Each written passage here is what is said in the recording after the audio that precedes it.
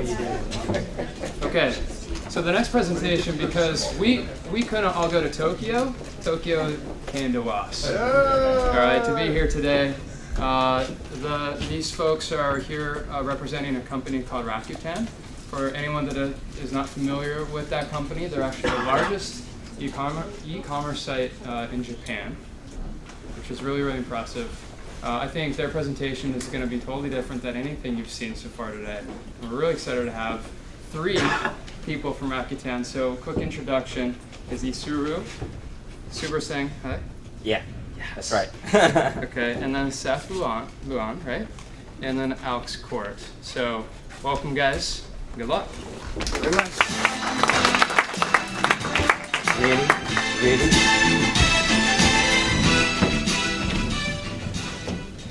All right. Good evening, everybody. So, quick introduction, boring stuff about me. I'm originally from Sri Lanka. I live in Japan for past 12 years. So my Japanese is better than English. If I make any mistake or if you can't understand my pronunciation, please feel free to ask me again. Right? So I have a number, 50. Anybody want to guess? I'm not 50 years old. No, not even close. How many Mets fans you know? All right. So it's not about, sorry? So, no. It's my name. Letters of Super Singh Arachige Isuru Pekshadine Super Singh. Say it again. Super Singh Arachige Isuru Pekshadine Super Singh. So I think my parents knew the branding and all the concept, and we thought maybe we should give it to our baby. 41. And Lionel, who watched Thundercats when you were? Lionel is there. So You put that in the boxes on the government forms. Oh. You can't fit those in boxes. No, that's a problem. So I received one speed ticket when I was in Japan and college. So they were like trying to figure out how do you input this not long name. Okay. If you don't want, then let me just go. Abbreviated salsa. What is that? If you abbreviated salsa. Oh. Salsa. I hope that anybody. Okay. I didn't hear that. So conventional wisdom says if it is not broken, don't fix it. But innovation is anything but conventional. For a company to thrive, not only now but well into the future, it must be willing to change. That's what we are doing at Rakuten. Over the past year, I have assisted my company in changing almost 20 years old culture. Not because it is not working, but we want to. All right.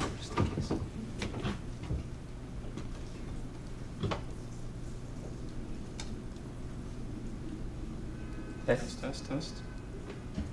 There you go. Okay.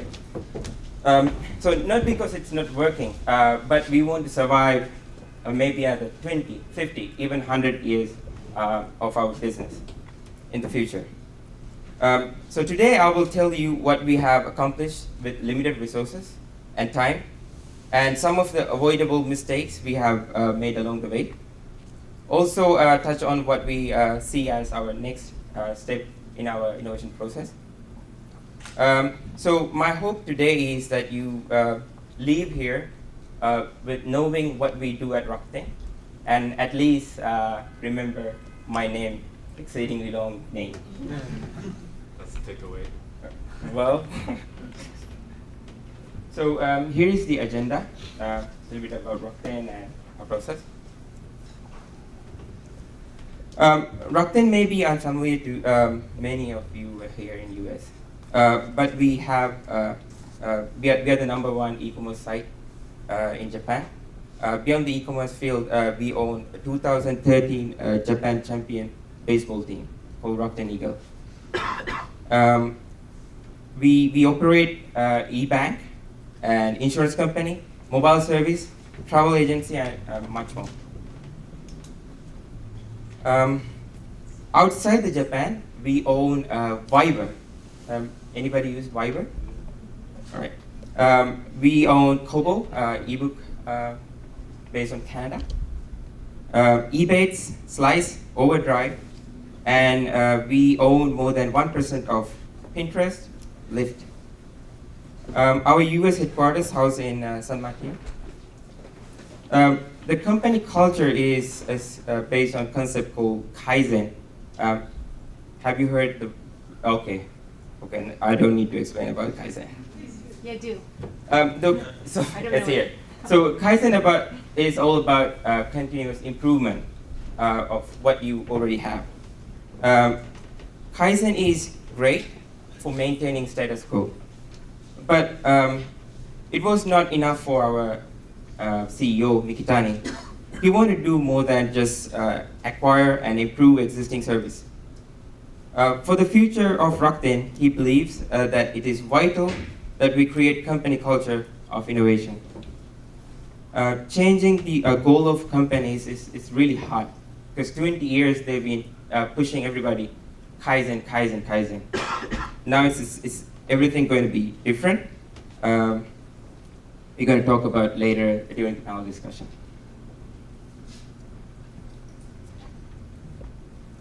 So to start this change, we need to get the whole company on board. Luckily, most of the Rakuten executives really positive about innovation and really helped me. First, strategic office was established in 2014 October. Chatani Masayuki, he's ex-Sony CTO for PS3. He joined our company and then he invited me to join his team. My first assignment was to develop a program, create an innovation culture within Rakuten by 1st January. So I had only just 3 months to do that. I had to learn about innovation, different techniques, and put together a plan really works for Rakuten.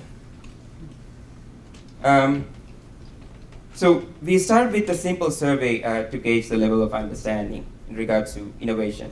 I went through all the levels of employees, managers, executives, regular employees. Every level had very different response, unique. Majority of general employees, their biggest obstacle was they thought it's a management.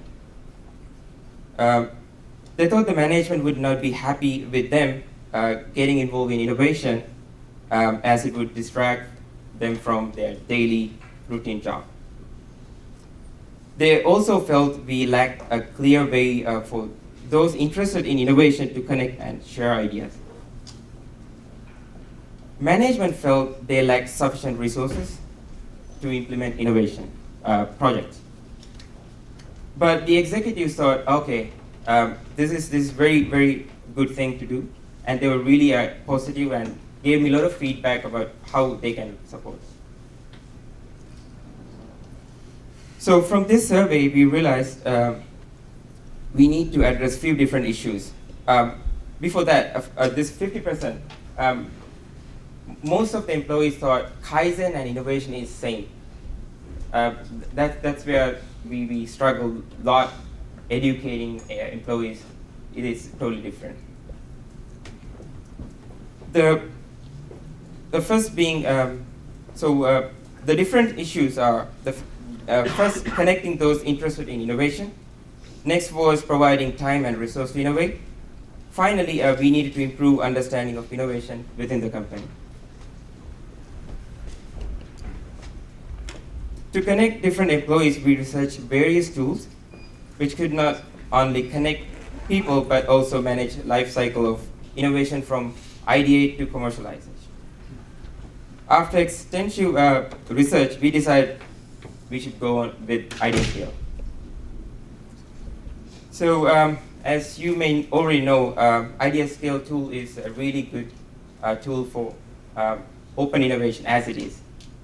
But in our case, we needed to align the innovation process with the company strategy.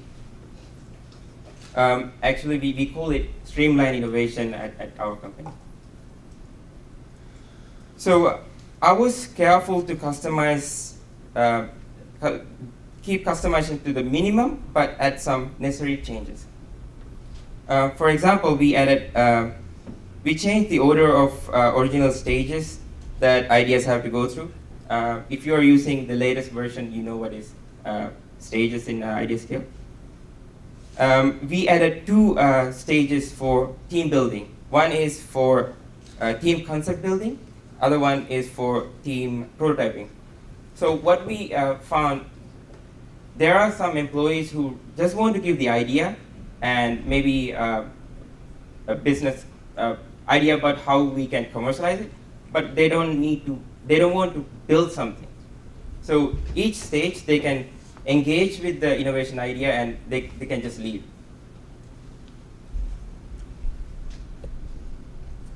And we did, so this is important. We added mandatory user field where when a new user registers the system, they have to register their skills.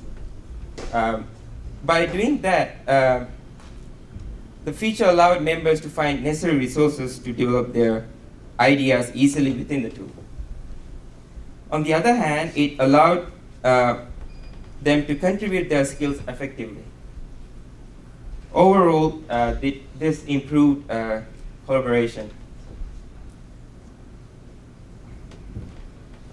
To provide resources that management we spoke to all the executives and got approval to assign 1 person from each department. So we have 20 plus departments. I could executive assign 1 person from each department. And we call them innovation ambassadors.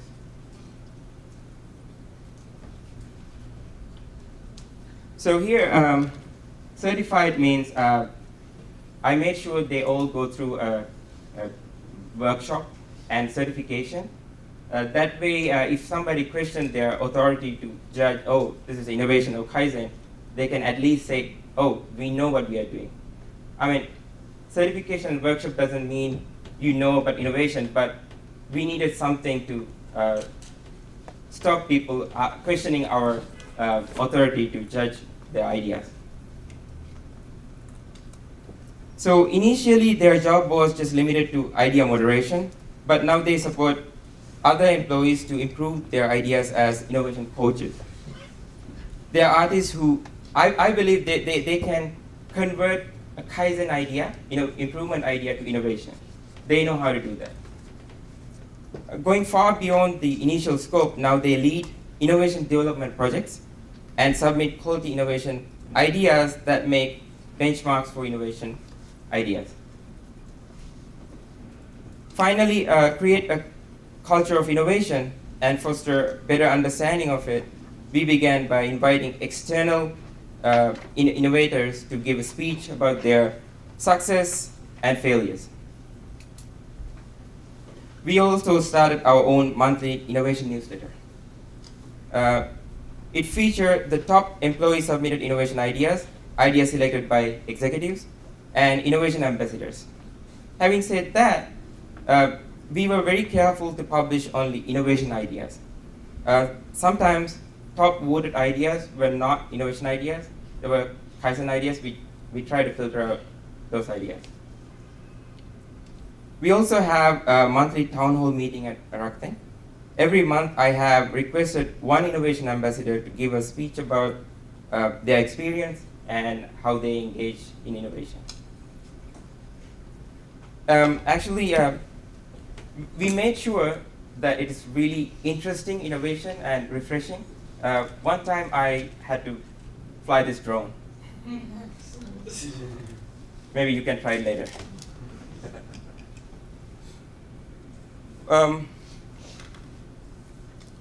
So numerous times it was suggested by other members and managers to announce some kind of innovation incentive program to increase the quality and quantity of the ideas. My boss and I strictly believe innovation should be a part of everyone's daily job. So the only incentive we promise is acceptance and acknowledgement. As a trial, we included innovation as a skill set for HR evaluation. We started only with the innovation ambassadors.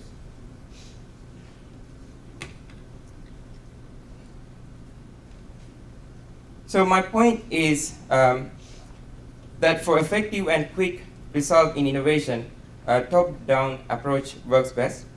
There are no cookie-cutter process for innovation.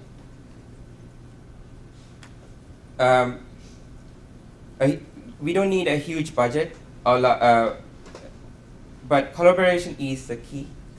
Providing employees with clear understanding innovation, a medium to connect with, collaborate, and opportunities for their ideas and to be heard, help any company to create a good innovation culture and innovation program. So let's talk to innovation ambassadors about their experience and how they do innovation at Rakuten. All right, please welcome Seth Luan and Alex Cole.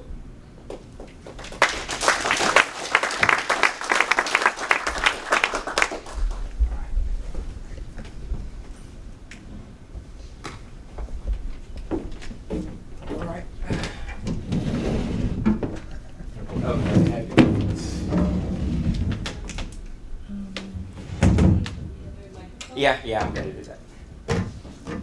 That's it?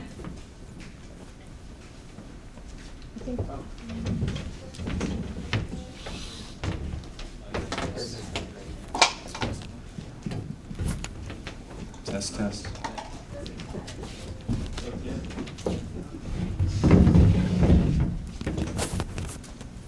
So this is, you can also ask questions at any time while we are discussing. All right, Seth, Alex, why don't you tell a little bit about yourself and what you do at Rakuten?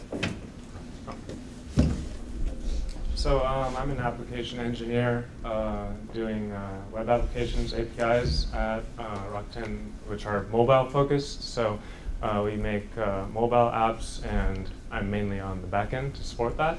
And so part-time, I'm joining a series team to figure out new ways to move our organization forward.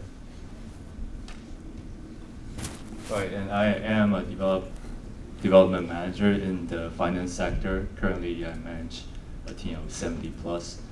And a lot like Alex, I started out as a moderator on the idea skill. And recently, we moved on to a couple of product ideas and trying to create actual products out of them. So I'm also leading the development behind that. Great. So Alex, I'll ask you, what is the most attractive aspect of being an innovation ambassador?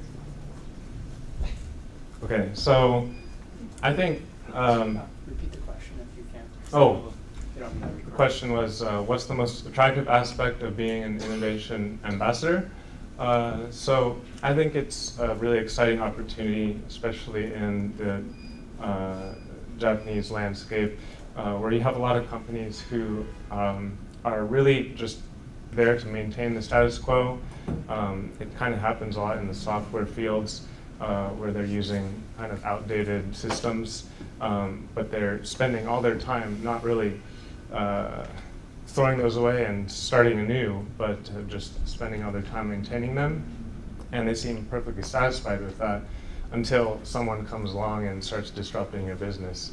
And I think our executives have completely realized that. They're looking at examples from the Silicon Valley, and Japan is definitely not immune from that. So they want to get on top of that. And that's where our team comes in, and I think we have a good position to be one of the first in Japan to have that as kind of an official program. So you don't really see many companies doing that as an institutionalized program like we're doing for innovation. So just something to add on top of that. we currently have a team of 20 ambassadors, and as Isu just mentioned, You can have your own mic. oh, awesome. You're gonna have to We're go seeing around. duet now. So I think, did you mention before that we allocate 10% of our resource? No. Okay, yeah. So officially, we're allowed to do this innovation activity 10% of our time, but it's more like us working 110% more than that. But that also shows that how passionate everyone in the team is. Everyone's working based on a voluntary basis, and everyone has different skills coming from different sectors, and just a great experience having an opportunity to work in a team like this. Sure. So this question is for both of you. What do you think? What is the most challenging part in this role? Do you know? No? It's on. Hello? Okay. All right. So this is for both of you. What is the most challenging part in your role? Is it just talking to executives? That's the fun part. All right. Yeah, so the question is, what is the most challenging part of being an innovation ambassador inside Rakuten? I'm going to start by putting it in a very general way. I think in general, innovation is hard. And I remember seeing this, when we talk about innovation, it's sort of like a buzzword. People just think it's really cool, and you see like movies of like CEOs, famous CEOs being made. You see all these TV shows like Shark Tank. You make millions of bucks. You drive nice cars. You get this VIP lounge in nice clubs. But actually, that's not the truth.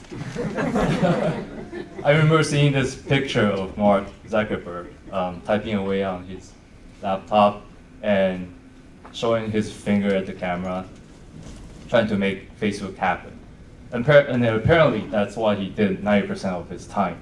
Not the finger part, but the development part. And 10% of his time he's doing speeches, trying to raise funds, and just trying to make things happen. And that applies actually to all the innovative activities out there. Nothing is really cool about it. It takes a lot of practice, a lot of dedication, and it's a matter of doing things in small cycles and keep iterating until you're very successful. And inside Rakuten, because we are sponsored by, on top of that, inside Rakuten, because we're sponsored by executives, it's important to keep building the image as we go so that we get that 5 minutes of their time per week to keep pitching our ideas and to keep showing them our product prototypes in order to make things very successful. Sure. So I have another comment on that. I think being a larger corporation, it's slower to integrate this with the rest of the company, where we have about 10,000 employees and only about 20 of us who are actual ambassadors for this innovation program. So I think we have a road ahead of us to evangelize this and to get everybody on board. Even though executives are on board, it's not like every team is doing this. So it's good to have, I think our model is like to have an ambassador in every business function. So every department can have someone who can teach this and say, hey, we're using idea scale, so you should get on this and support us all. Sure. So for me as the program manager, the most challenging part is keeping the budget. Every year they come to me and, do you really want to use this? We can use it for something else. Do you really want it? So securing the budget every year is really tough because unless we show something really tangible, they don't want to take it away. All right. So, okay, Seth, why innovation is important to you? Did you want to start with that? Oh yeah, I can take this. So I think innovation has far-reaching impacts, not only limited to just your organization. So there's so many examples of company who just change something for themselves, but it ends up changing a whole culture of a country, for example. So there's a lot of possibility, there's a lot of potential to have a really bigger impact than you first expected it. And it's also important, I think, as I mentioned before, in the Japanese economy, where if you don't innovate, then you're going to have a lot of problems going forward, because in Asia, there's other countries who are really up and coming. China's got a lot of interesting in the e-commerce, mobile, and of course Korea. And you see recently that Japan is trying to play catch up, when before they used to be the big dogs. Like for Sony, for example, like hit after hit product they kept bringing out in the 90s, and now you don't really hear so much about it. What are they doing now? So we don't want to fall into that trap, and we want to get on top of that. I think for Rakuten, we started out basically a startup. We became large, we diversified, but I think we want to take it back to putting out some new ideas, since we've come into that phase where we just flatten out and not really putting out something new. Yeah, so my personal experience, I've been working in Japan for the past 10 years. I actually started my career working in Japan and working for mostly major corporations inside Japan. And a lot of the regulations and laws in Japan are established right after World War II, and not a lot has changed since then, regardless of all the changes that have been happening around Japan. And that also applies to major corporations. About 90% of the major corporations in Japan now were established right after World War II. So nowadays, people still do have to work with a lot of rules and constraints, and people tend to stop thinking and just do whatever their bosses tell them to do. And well, I didn't realize that in the first place when I had the opportunity to work in Japan. I was grateful of the opportunity. I was very excited.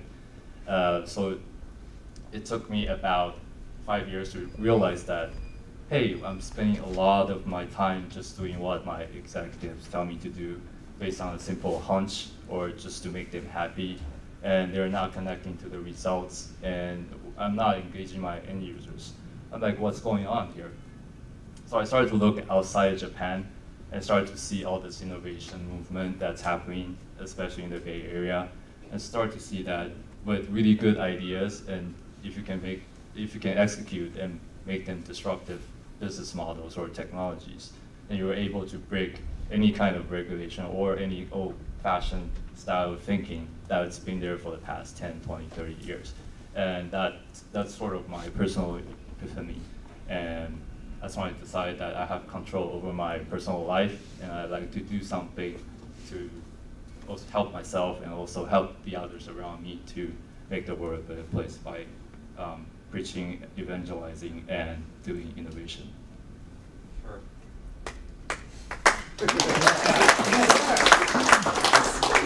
Great. So, speaking of all the rules and regulation in Japan, did you know Airbnb is still not legal in Japan? Yeah, it's a gray zone. It's not. What about your Airbnb? Oh, how did you know that? So they don't say it's illegal, but it's not legal. So nobody knows what is the rule. Whenever they want to catch you, then they will come and say, hey, no, you can't do that. I mean, rules are changing, but still it's a gray zone. So since you especially asked for this question, how do you spend your 10% of allocated project time? You know, my extra 10%. Yeah, so how I spend my 10% of time allocated. So I started as a moderator. I spend most of my time on idea skills, just try to moderate all the ideas that's coming in. For example, right now we have, I think, a list of 267 ideas. So when we first started, everyone was excited and people were submitting a lot of ideas.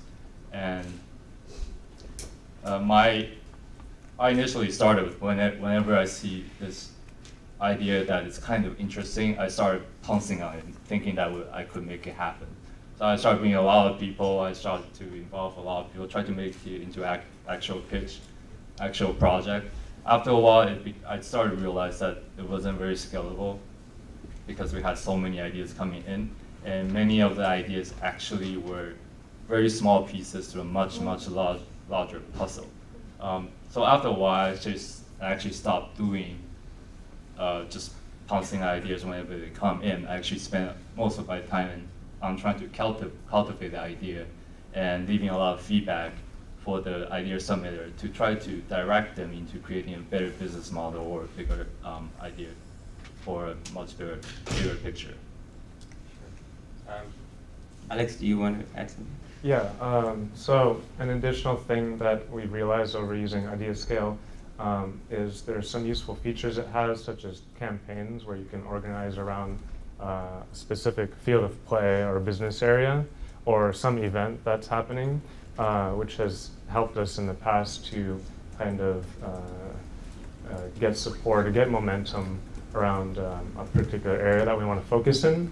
And also, as Seth mentioned, that a lot of ideas are just small pieces of maybe a larger platform that has potential to be created.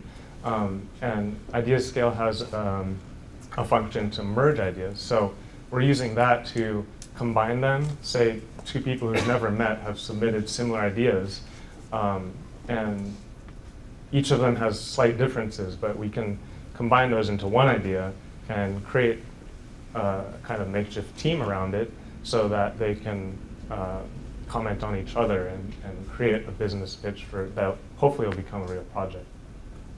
And we've also been spending a lot of time in trying to get coaching everyone to speak the same innovation language.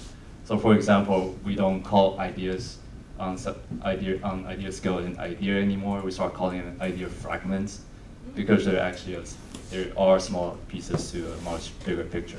So a lot of our team's effort is actually working on talking to different idea submitters and try to get them to connect their idea fragments to create something that's much bigger. Yeah. So before we go to the next question, anybody in the audience want to ask any questions? I'm just curious about the setup of your program, like how you assign these ambassadors. Is it based on your skill set, obviously, but like Seth pounces on ideas, like you just see ideas that you like and you adopt those, or like you are assigned to a campaign, or because someone came from R&D, that's why you get them, or is it just catch as catch can? So initially, employees like Seth, they approached me and they said, hey, we really want to support you, what can we do? So we initially recruited proactive base, whoever came and said they want to become innovation ambassadors.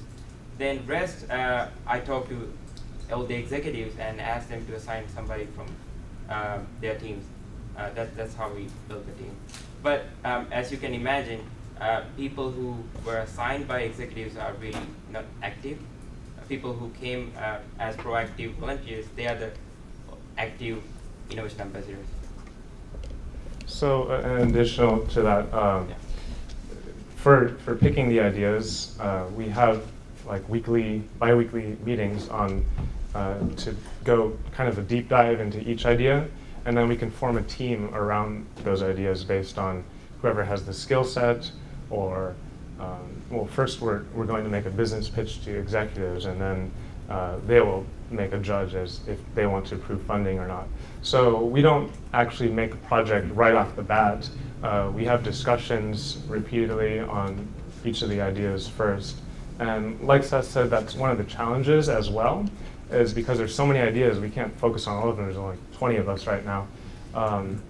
So I think getting more of us on board to handle more ideas would be great. But for now, we're just focusing on a few, and then the other ones are just in the pipeline after that. Yes. So first off, I think that's great you brought ambassadors to actually talk about it, because they're feeling the pain and the successes. So I think thank you so much for doing that.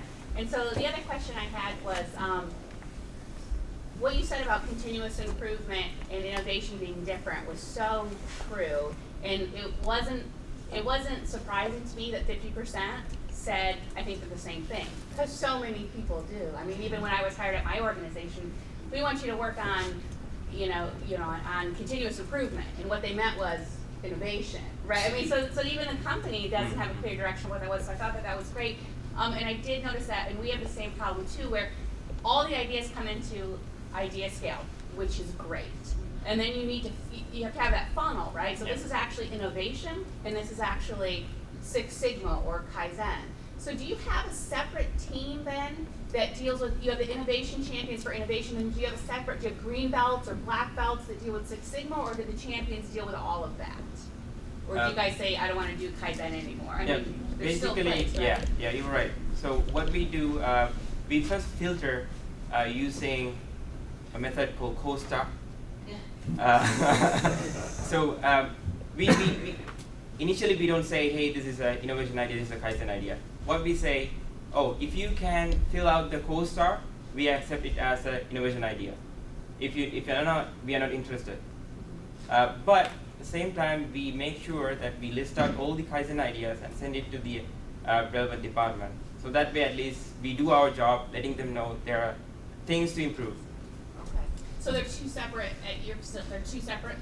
departments, I guess, but you utilize idea scale though still as a funnel for those ideas to get that to that team. Yeah. Okay. Good, thank you. Yeah, but we have an interesting story of Kaizen ideas. You want to? Yeah. Go ahead. Yeah. So in our company, we get free breakfast, we get free lunch and dinner in this brand new nice building. You guys should come visit or something. And however, we do have limited budget per employee. So we're sort of limited. We have a limited serving per person. And there was this really famous presentation. We have every Tuesdays, everyone in the company that's about 10,000 people, gets together on all hands meeting to share information. So one day we had this person proposing an innovation idea, saying that the cafeteria only allows us to take 2 mini tomatoes a day, and that needs to be changed. So the next day, our CTO was part of the meeting, and he was happy to hear this innovative idea that was being proposed. So the next day, we started to get three tomatoes a day. Yeah. So that was one of the major breakthroughs that happened last year.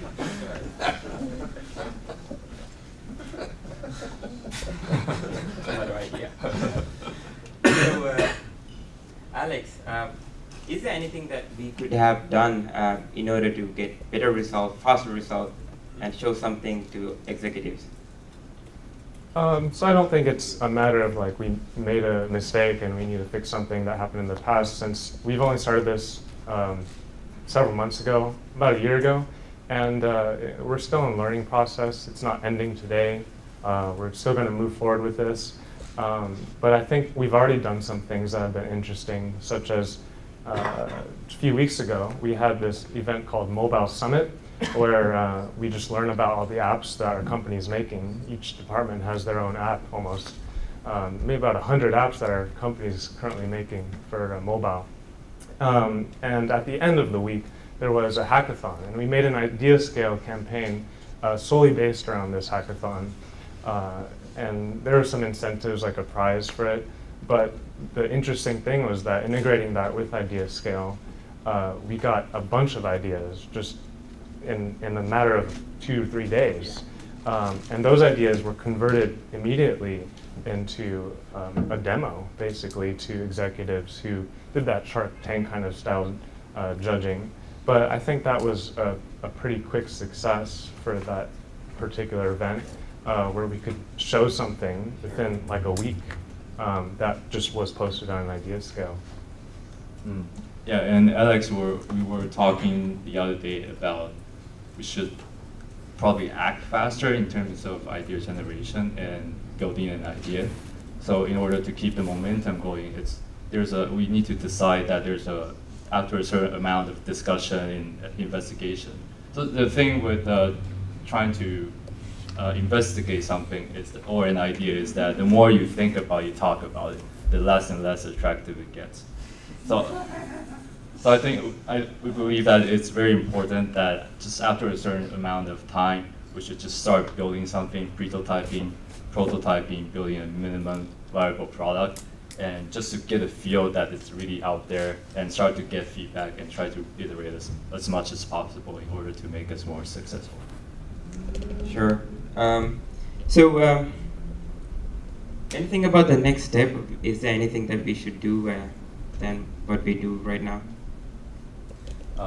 Sure. So the question is, what should be the next step for the innovation ambassador team?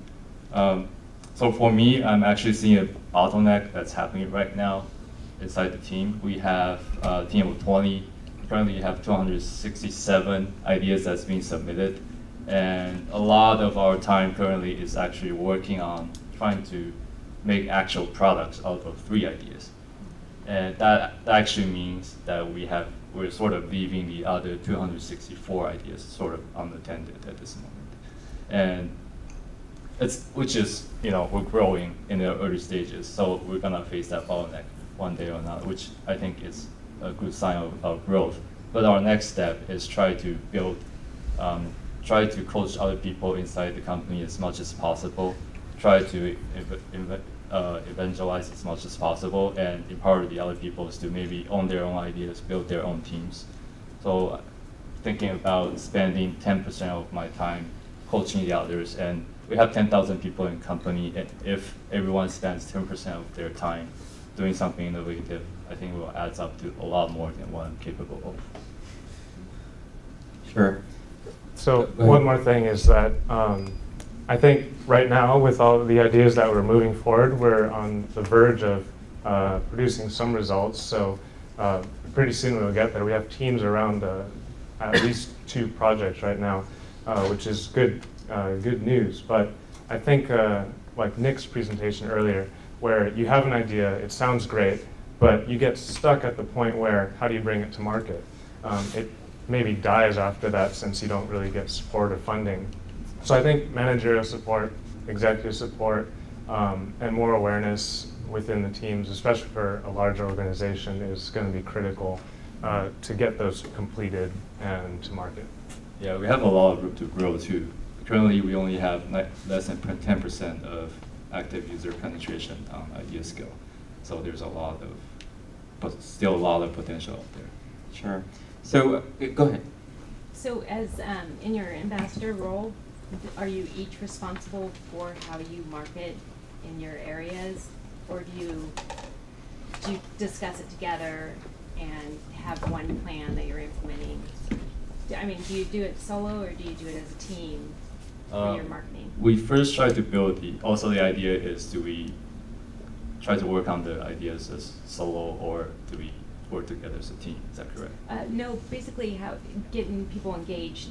I mean, you said you have 10%, so I would assume that you're still working on gaining more people, users. Do you do that? Do you take that on yourself individually, or do you talk about it as a team and then go to your different divisions and try and get more users for the site? So yes and yes. I mean, we definitely talk about this. I mean, it's a challenge that we have as a group, but right now it's more of an individual effort to go to our own teams and encourage them to participate, encourage them to not only post ideas, because we get a bunch of ideas, but we need to move them forward into projects. So it takes some effort because everyone's got their own projects going on. They're very busy, but I think managers can have the power to allocate time for the rest of the employees who maybe aren't ambassadors yet. So yeah, it's definitely in progress. It's not completely formalized, but we're making efforts to spread that in the company right now. And actually, one of the reasons that we're spending a lot of focus on building the 3 products right now is we want to be able to show the company that we're capable of making things happen.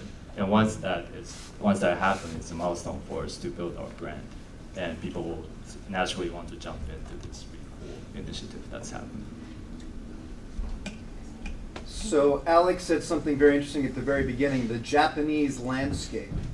So you're a computer scientist and you're an electrical engineer, both educated in California, and now you're in Japan. And what you're talking about almost sounds more like cultural anthropology than engineering. So those are soft skills that you're, from what I can see, young, early in your career, and you're getting into real management, team building, leadership things in this very dynamic environment.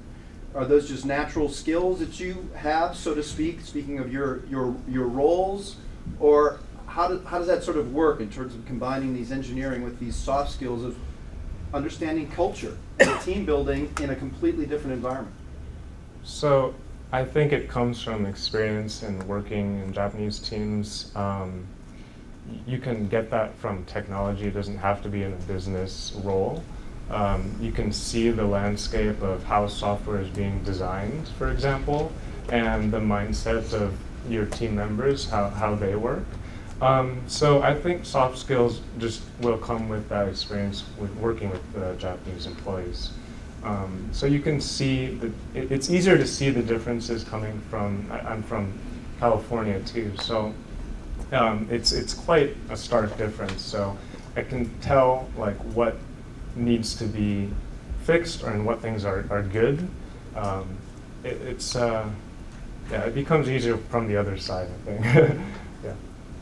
Yeah, so for me, I think being raised in a diversified environment is very important. Like being in California, we have a lot of different people with different races, but nobody cares where you're from. We're all people. We're all human beings. We respect each other, and we're very acceptive of our differences. So it's all about diversity, and that's the mindset I brought with me when I went to Japan. And Japan has also taught me a lot of lessons. It started as a country before of a very restrictive country who's not willing to accept foreigners, and now it's trying its best to try to change its own culture and try to taking a lot of the good thing that's coming from abroad, and just trying to learn from that attitude. I can see that it's very difficult for them to try to do it, but then I also have a lot of respect for them for trying to make it happen and trying to accept what they haven't seen for the past 200, 300 years. And yeah, so just being part of that environment for the past 20, 25 years, I think that has taught me a lot in terms of soft skills. So is that a government movement to put innovation into the companies and? You mean in Japan? Yeah, in Japan. I think it's more of a CEO movement for our company. So he's spent time abroad in the past, I think Harvard Business School, and he actually started this program for English, changing our company official language to English. And this was at a time when there were barely any foreign workers in the company. And so everyone was kind of uprooted and shocked from this. And basically that was a form of innovation for his company. And it happens that since Rakuten was so successful maybe about a decade ago, that the CEO has ties with the government, he communicates with them, he's on good terms with them, so he has some level of control of how to drive that forward. And driving forward, speaking of which. Yeah, and just to add a little bit on that, so Japan, as we know, they will have the Summer Olympics in 2020. So the current government is actually setting a lot of very ambitious KPIs for number of tourists, for the number of economic growth per year, and they will never see happening with the traditional way of doing things. So it's actually very interesting. They've never talked about this before, but just very recently, I think about a month back, the Prime Minister had a public speech, and it's actually the first time he started using the word innovation. I'm not sure if he understood this, what innovation is, but that was the first time I heard from the official government statement that the word innovation is being used. So maybe we're on the verge of getting much, much better on the exponential pace.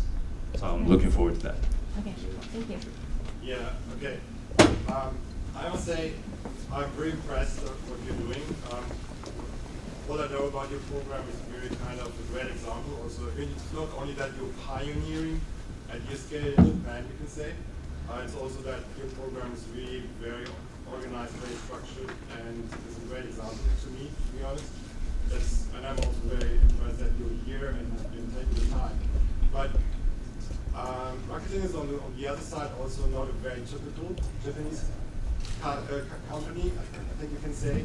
It's a startup still, it's 18 years old, it's very fast growing, and it has certainly, it's closer to innovation than other companies. Yeah, you have already been talking about it, you have been mentioning the culture. So for us, from a DSCAP perspective, it's really interesting to ask, do you think that what you're doing in Rakuten is also applicable for other companies in Japan? And what would you say? How many of those would be there? Or is that something you can say? So I'll go first. I'd say yes, it's more applicable for those other companies because, as I mentioned, if they're not focusing on innovating, they're going to go by the wayside pretty quickly, which has already started happening. And our executives have realized this. They're trying to get ahead of it. So as far as how responsive they will be to something like IdeaScale or an innovation program, I'm not really sure yet. It's hard to comment on. Well, Rakuten itself is not, it's a really innovative company. I think last year, according to Forbes rating, we were ranked 18th most innovative company. But every time we want to innovate something, what we did, at least our CEO, he just went out and bought a company. So that's the culture I think he want to change. He doesn't want to buy companies anymore. He wants us to innovate and make new business. But a lot of companies in Japan right now, as we can tell, the economy is suffering. So most of the major companies are also suffering, and they're looking for major changes. And I think it's about 50% of not being sure what to do, and 50% of being constrained by all the regulations and laws that's being put in place, and probably maybe some very traditional thinking on the executive side. So, but I do think, so including the official government statement that happened last month, I think things are changing very slowly, and as all innovations go, if we have a good idea, there's no traditional thinking or regulation that cannot be broken. So if given a mission, I like to take the mission and try to expand IdeaScale inside all of Japan. And if I like to make a change, I try to change the country where I live. I might take you by the word. That's fine. Just pay me more. 120%. I was going to kind of ask about that paying you more piece. If you want to create the Silicon Valley kind of in Japan or even within Rakuten, you kind of got to create Silicon Valley incentives, right? So would you guys consider a prize program or like an internal acquisition, so to speak, or what's in it if you hit it big? If you form a team, you create a new product feature or product version, like you guys become like VPs or what? So basically, we allow anybody who really want to drive innovation idea and make a good new business, we let them control the business. So they become CEOs. That's the ultimate incentive for them. So I'm surprised you only have 10% participation. Who gets the revenue from that business unit? It's yet to decide. All right, I'm gonna wrap up here. So thank you very much.